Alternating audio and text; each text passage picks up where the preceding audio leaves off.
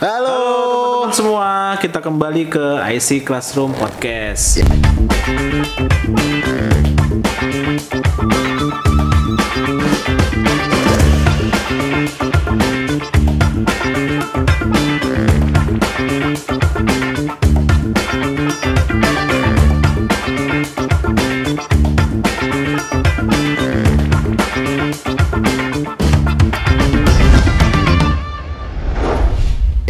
Bersama saya Dana Dan saya Insan. Kita hari ini mau bahas soal faktor-faktor apa? Faktor-faktor yang mempengaruhi perkembangan teknologi komunikasi ya. Setelah kita beberapa kali ngomong soal ini komunikasi secara teknis ya, sekarang kita ngomong soal teknologinya. Memang teknologi komunikasi contohnya seperti apa sih, Dan? Teknologi komunikasi sih contohnya yang paling gampang ya, yang paling gampang sekarang sih HP. Ya, gadget pasti, HP, laptop juga, lalu bisa headset ini juga sebuah teknologi gitu. Oh, teknologi termasuk juga teknologi komunikasi. Komunikasi, mic juga seperti itu. Jadi teknologi yang sekiranya mempermudah kita untuk berkomunikasi dengan orang lain. Nah, ini maksudnya teknologi komunikasi. Itu, nah, ya. Teknologi komunikasi ini kan berkembang ya, semakin berkembang dari dulu yang mungkin agak-agak jadul sampai secanggih sekarang. Nah, itu sebenarnya ada pengaruh-pengaruh apa aja sih kok bisa teknologi menjadi berkembang seperti sekarang? Jadi pengaruh teknologi itu yang pertama dari manusianya, kan gimana teknologi ini pasti diciptakan oleh manusia.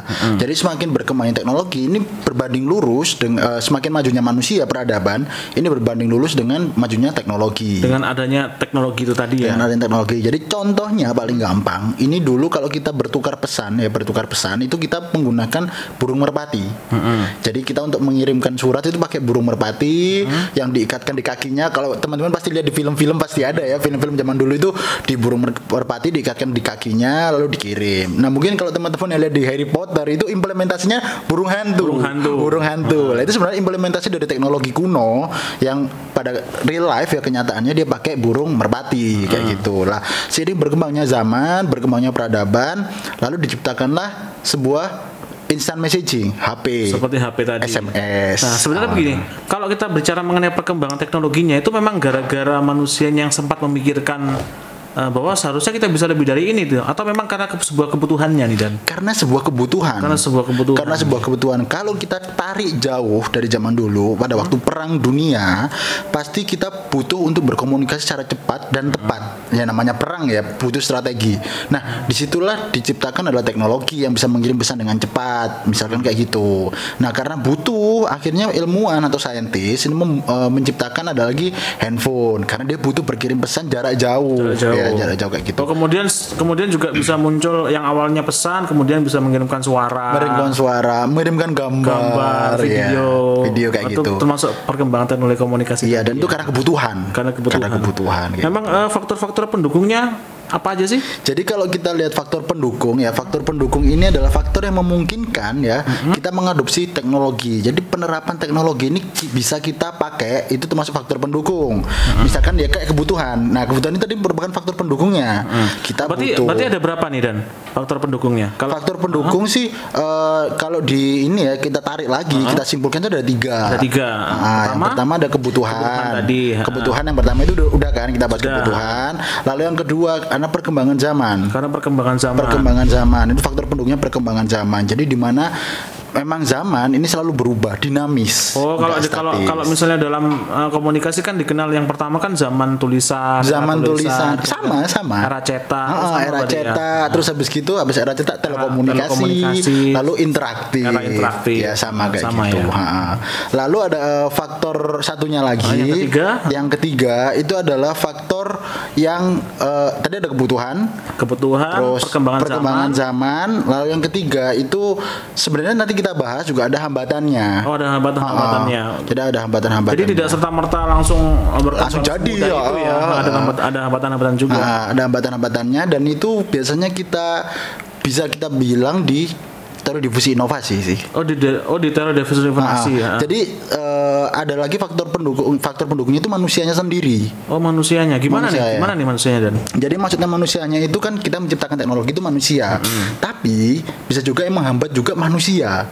Di mana tidak semua orang bisa langsung mengadopsi teknologi tersebut. Oh, berarti modelnya ada orang yang mudeng. Ada orang yang juga ternyata gaptek nih ya. Ternyata gaptek. Benar kayak gitu. Nah, itu merupakan faktor-faktor. Tapi kepada penerimaan dari masyarakatnya sendiri ya. Masyarakat benar-benar. Berarti kan memang sih kalau kita contohnya aja di masyarakat kita ya, ketika ada handphone terbaru muncul, belum tentu orang itu terbiasa menggunakan handphone yang canggih ini seperti itu ya. Jadi ada orang yang belum mengerti dan ada yang orang sudah mengikuti memang kayak gitu. Oh, berarti misalnya di suatu masyarakat ternyata orangnya gaptek juga bisa terhambat ternyata ya. Oh, bisa. Tadi itu tadi. Bisa banget gitu.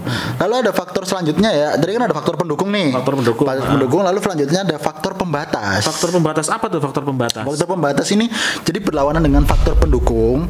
Ya ini merupakan hambatannya malah. Berarti yang menghambat teknologi ini bisa berkembang. Yes, yang menghambat teknologi misal contohnya nih demografi daerah terpencil satu ya, lalu terbatasnya infrastruktur. Itu juga termasuk faktor penghambat infrastruktur tuh. Jadi misalnya kalau misalnya di suatu daerah nggak ada tower sinyal, kan masih banyak nih mungkin ya di daerah-daerah terpencil, mungkin masyarakatnya sudah mampu, tapi teknologinya yang belum sampai ke sana. Misalnya internet belum masuk ke sana, tower juga belum masuk ke sana, itu kayak gitu. Itu merupakan berarti demografi juga bisa mempengaruhi banget, menghambat. Jadi di mana sebenarnya kita sudah mampu, masyarakat kita sudah mampu untuk ke sana, cuman teknologinya yang belum masuk ke sana. Jadi masyarakat di daerah sana sebenarnya sudah bisa sih, cuman teknologinya belum tersedia kayak gitu. Oke, demografi. Lalu ada faktor yang lainnya ya. Ada faktor motivasi. Faktor motivasi gimana nih? Faktor motivasi itu maksudnya faktor-faktor yang memotivasi kita untuk menggunakan teknologi. Jadi faktor-faktornya menggunakan teknologi, misal kita butuh soal gadget. Ya, kita butuh gadget tapi sesuai kebutuhan. Kita butuh gadget yang seperti apa? Kayak misal kita tidak butuh ngirim suara, kita nggak butuh ngirim gambar, kita nggak butuh internetan. Kita cuma butuh handphone yang sederhana. Misal, belum handphone yang smartphone misalkan. Itu faktor motivasi. Nah, semakin motivasi kita semakin tinggi, kita kebutuhannya seperti apa, maka kita butuh gadget yang lebih tinggi. Bedanya dengan faktor kebutuhan tadi apa nih Dan? Jadi motivasi. Nah, bedanya dengan faktor kebutuhan. Kalau faktor kebutuhan kan pendukung ya. Pendukung. Nah, kalau motivasi ini kita lebih detail. Masuknya ke faktor-faktor itu lebih detail. Misal begini nih.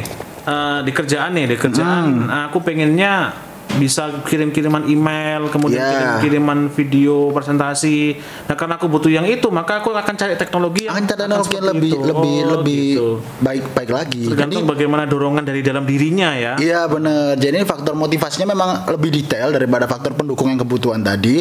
Karena kalau di faktor kebutuhan ya kita butuh teknologi, ya udah kita beli. Tapi kalau di faktor motivasi ini kita lebih detail butuhnya buat apa. Berarti kalau semakin orang anggapannya sebagian orang kalau misalnya aku nggak butuh teknologi banget kok, udah aku pakai ini aja. Berarti itu termasuk seperti itu ya? Termasuk seperti itu kayak gitu. Dan ini sering kita lihat di kehidupan sehari-hari sih sebenarnya. Jadi kayak misalkan nih ya, pasti kebutuhannya tukang sayur beda dengan kebutuhan orang kantor. Misalkan orang kantor dia butuh email atau butuh sosial media dan butuh misalkan aplikasi kayak misalkan Zoom di gadgetnya.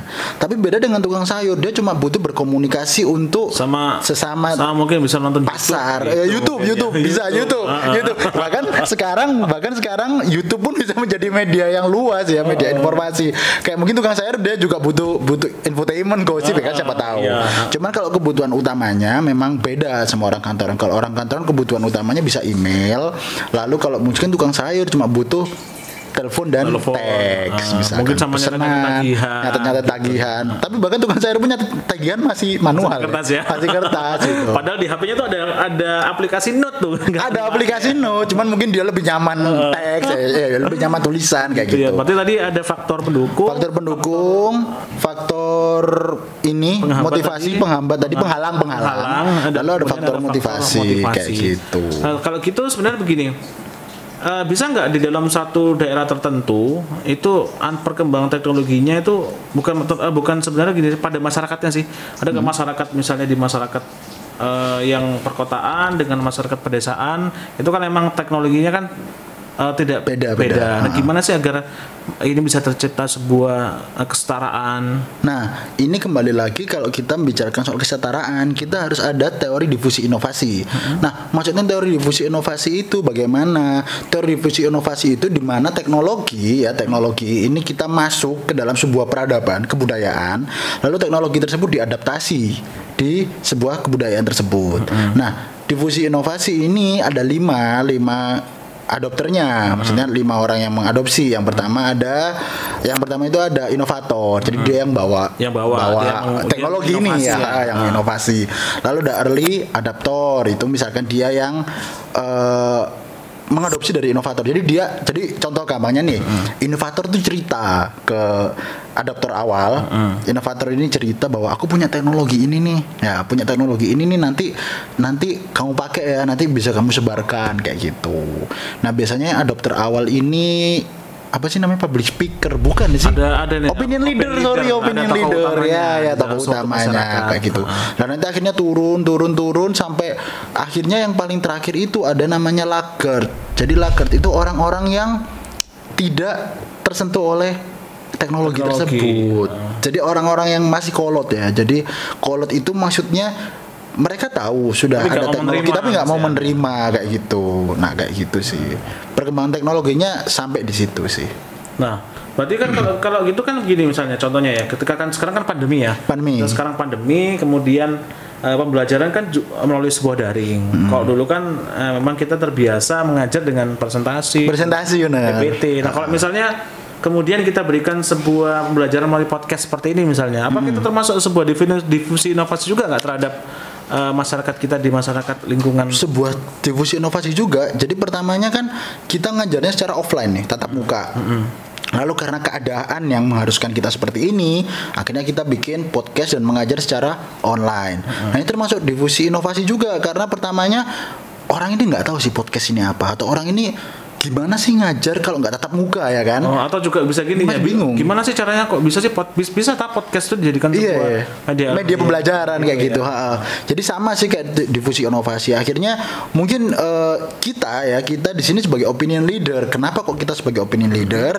Mungkin karena kita dosen yang juga akan menyalurkan teknologi ini. Nah, nanti mungkin teman-teman bisa bikin podcast yang lain kan kayak gitu sih. Menarik berarti perkembangan teknologi ini sebenarnya secara general aja. Jadi sebenarnya aku yakin teman-teman tahu karena perkembangan ini sudah umum ya kita temukan di sana sih kayak gitu. Jadi tapi juga ada bagian-bagiannya ya ketika penerimaan sebuah perkembangan teknologi tadi. Tetap menarik untuk dibahas sih sebenarnya. Enggak serta-merta teknologi datang dipakai senang-senang. Ternyata ada juga yang kolot nggak mau menerima. Nah, itu nanti kita bahas selanjutnya di difusi inovasi ya. Oh iya. Kayak gitu.